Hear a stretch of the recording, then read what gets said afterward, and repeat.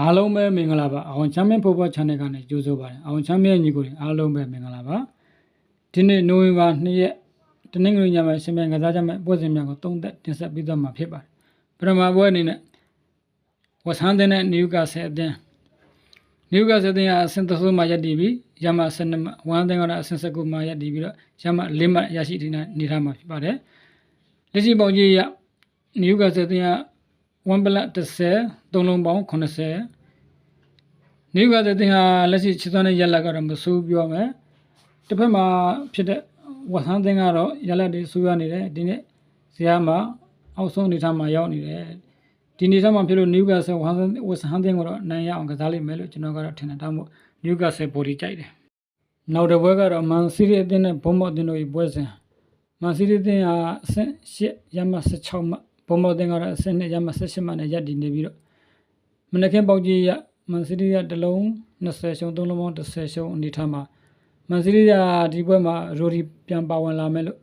သိရှိရတယ်ရိုဒီပြန်ပါဝင်လာမယ်တော့ကွင်းလက်ကစားအားတွေကောင်းလာမယ်ဒါပေမဲ့တစ်ဖက်မှာလည်းပဲဘုံမော့အသင်းဖြစ်နေဘုံမော့ကလည်းပဲဒီနေ့ရာသီမှာခြေစွမ်းရက်လက်တွေကကောင်းနေတယ်လက်ရှိအဆင့်2မှာရောက်နေတဲ့အနေထားမှာရှိလို့ကျွန်တော်ကတော့မန်စီးတီးကိုပက်ကံပြီးတော့ဘုံမော့ဘော်ဒီဘုံမော့ကိုပေါ်ကြိုက်တယ်နောက်တစ်ပွဲကတော့အင်တာမီလန်နဲ့ဗီရိုနာအသင်းတို့ရဲ့ပွဲစဉ်အင်တာမီလန်ဟာရန်တပတ်ကနာပိုလီကိုရှုံးထားတဲ့အနေအထားမှာရှိလို့အမှတ်တွေဆုံးရှုံးမှုတွေရှိသွားတယ်။ဒါမှမဟုတ်ဒီနေ့ပွဲမှာအဝေးကွင်းဖြစ်ပေမဲ့အင်တာမီလန်ဟာဗီရိုနာကိုတော့အနိုင်ရရှိအောင်ကစားလိမ့်မယ်လို့ကျွန်တော်ကတော့ထင်တယ်။ဒါမှမဟုတ်အင်တာမီလန်ဘော်ဒီကြိုက်တယ်။နောက်တစ်ပွဲကတော့ဘာစီလိုနာအသင်းနဲ့အချီအသင်းတို့ရဲ့ပွဲစဉ်ဘာစီလိုနာအသင်းဟာ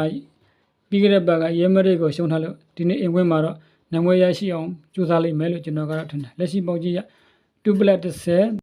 3လုံး90ရှုံးအနေထားမှာဘာစီလိုနာအသင်းအနေနဲ့လူနာတွေများနေတဲ့အတွက်ဒီနေ့ပွဲကိုသူတို့ခိုးပြတ်ပါမလားဆိုတော့ကျွန်တော်တို့ကစောင့်ကြည့်ရမယ့်အနေအထားမှာရှိပါတယ်။ဒါပေမဲ့ကျွန်တော်ကတော့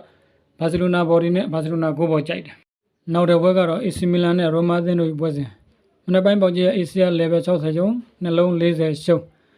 AC အသင်းအဆင့်2မှာရပ်တည်နေပြီးရိုမာကတော့အဆင့်4မှာရပ်တည်နေဒီနေ့တင်ထိတိုက်တွေ့ဆုံမှုကဂိုးတွေပေါ်တဲ့အတွက်ကျွန်တော်ကတော့ AC ကိုပေါ်ကြိုက်တယ်။မောင်းထိုးခြင်းနဲ့ညီကိုများကိုကျွန်တော်၄သင်းမောင်းတစ်မောင်းရွေးပေးပါမယ်။နယူကာဆယ်ဘော်ဒီအင်တာမီလန်ဘော်ဒီဘုံမော့ဘော်ဒီဘာစီလိုနာကိုဘော်